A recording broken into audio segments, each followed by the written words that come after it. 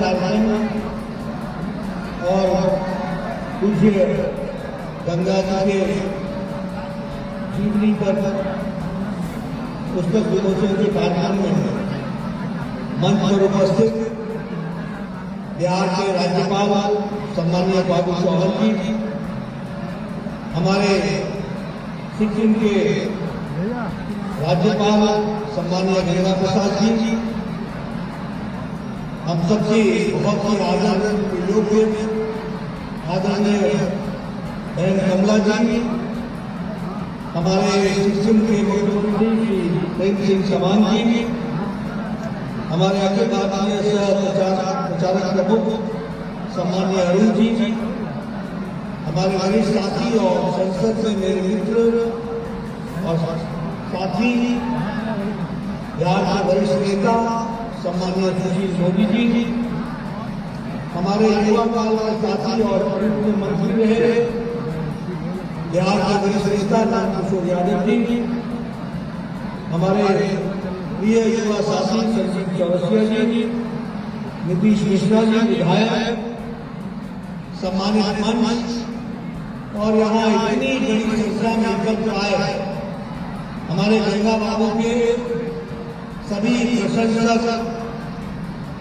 उनके साथ साथ करने वाले सभी मित्र साथी और मीडिया के मेरे साथी, मेरा यह सौभाग्य है कि मुझे जो साक्ष्य स्मृति अविरल गंगा के रूप में गंगा बाबू की जीवनी पर लिखी पुस्तक है, उसका लोकार्पण, उसका विमोचन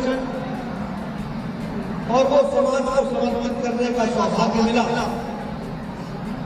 सबसे पहले तो मैं गंगा बाबू और उनके परिवार को ये जो मौका उन्होंने मुझे दिया है, इसके लिए मैं अपनी ओर से और अपने सभी साथियों की ओर से उनका हार्दिक धन्यवाद करता हूं।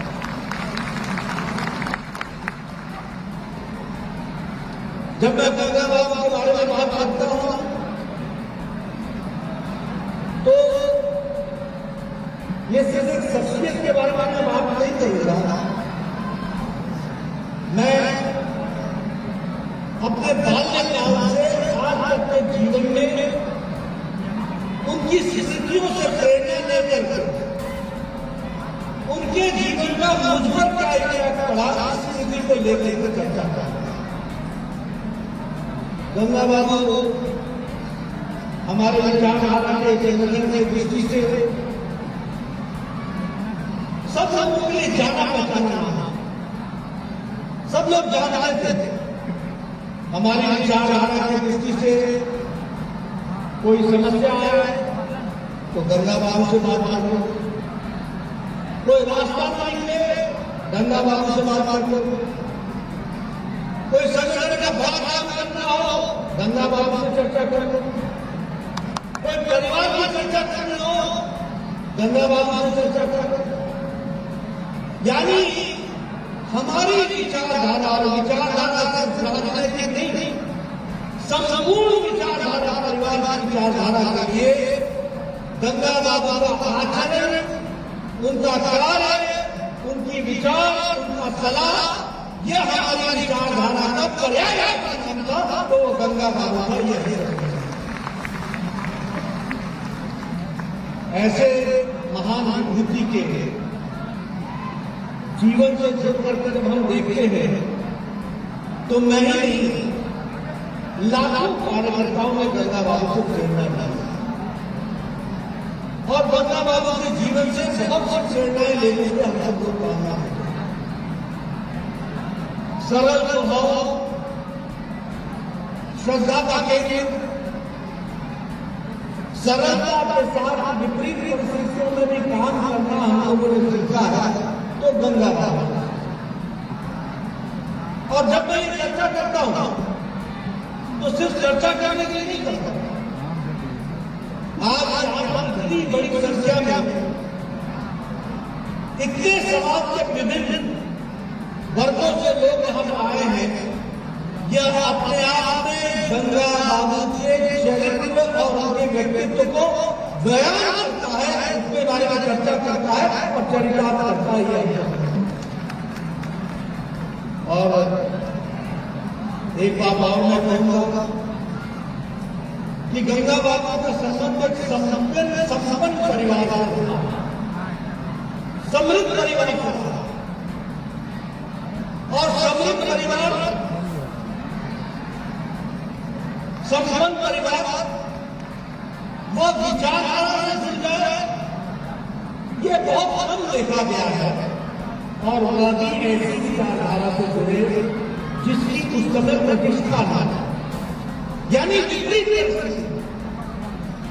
आज तो बहुत लोग आ जाएंगे बीजेपी में, संघ में, बाकी संगठनों के साथ, क्योंकि हम हर लोगों को दिखता है कि यह विचारधारा यशस्वी हो।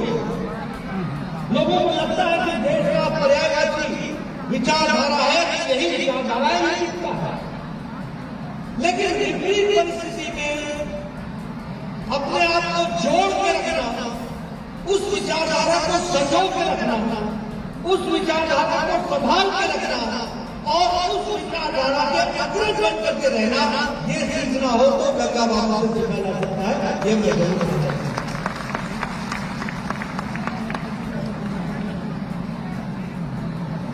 आप सब लोग यहाँ बैठे, मैं भी 40 साल से विचारधारा से जुड़ता हुआ काम करता आया हूं।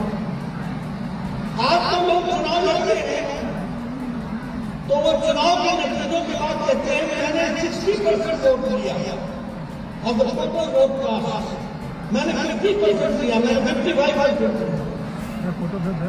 जब गंगा बाबू जैसे शख्सियत चुनाव लड़ती थी तो उस समय जीतने के लिए नहीं लड़ती थी, जमानत बचाने के लिए लड़ती थी और जनता के दिए को स्थापित करने के लिए लड़ती थी। इस बात को भी याद है।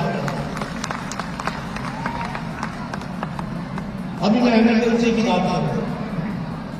आज तो किसी के दरवाजे पर पुलिस आ जाए तो समाज हमें दे देते, हमें तो मालूम नहीं दे सकते कौन, अपने आप को दूर कर लेते। लेकिन इमरजेंसी के दौरान गंगा जी का घर हमारे भवन, वह इमरजेंसी की गतिविधि का केंद्र था।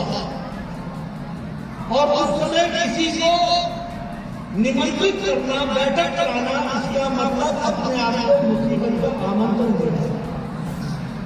ऐसे वक्त पर चाहे माधवराव मोदी हो, चाहे भावराव जी हो, चाहे नानाजी देशमुख हो, चाहे हमारे रज्जू भैया हो, चाहे जगदीश माथुर हो, कोई भी ऐसा नेता था जो अंडरग्राउंड एक्टिविटी से इमरजेंसी में जुड़ा हुआ था, उनके रहने का, उनकी बैठक करने का, वो सारी व्यवस्थाएं और कोई नहीं देखता था। बिहार में गंगा बाबू ही देखते थे। ये सच देखे इसको भी हमको। और आज मैं सिर्फ गंगा बाबू की चर्चा करूं, यह भी मैं न्याय नहीं देता जब तक मैं आदरणीय कमला जी की चर्चा कर।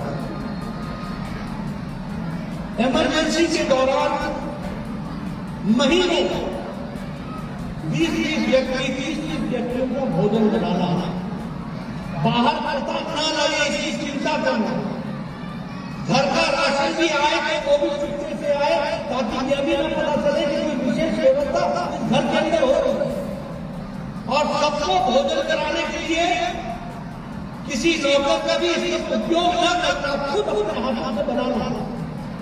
और 20-25 व्यक्तियों की बैठक एक नहीं 3 दिन तक इमरजेंसी में कराना, ये काम किया जब कमला जी ने किया है, वो गंगा जी के पीछे खड़े रहिए, ये किया।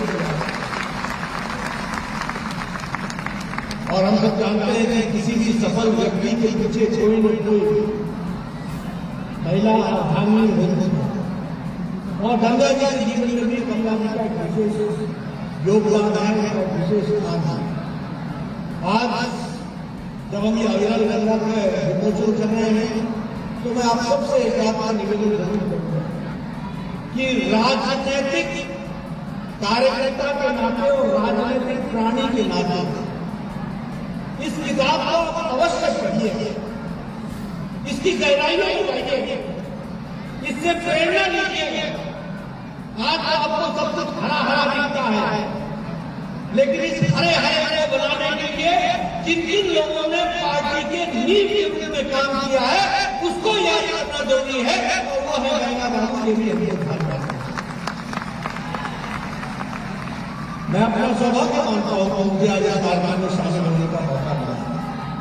मैं सौभाग्य से मानता हूं कि आप बताइए ना, 12 साल का बच्चा, स्कूल में पढ़ने वाला व्यक्ति, 18 साल, 19 साल, इमरजेंसी में कॉलेज में पहुंचने को चुपके रजिस्ट्रेशन के साथ आने करके कभी कोई कागज पहुंचाना, कोई पैम्पलेट पहुंचाना, कोई कॉलेज में उसको बांटना, ऐसे में इसको काम करने का मौका यहाँ अपना में मिला हो, और वह उस समय भी सरलता की मूर्ति, श्रद्धा की मूर्ति, विपरीत परिस्थितियों में काम करने वाले गंगा जी से प्रेरणा लेता हो, तो ये अपना सौभाग्य ही मानता हूं, जिस कारण से वह संस्कार मुझ जैसे कोई आ सके है, इसलिए मैं जरूर कहना चाहता हूं। इसलिए मेरे को आपके बीच में आप सब लोग बड़े लंबे देर से कार्यक्रम में शामिल हुए हैं।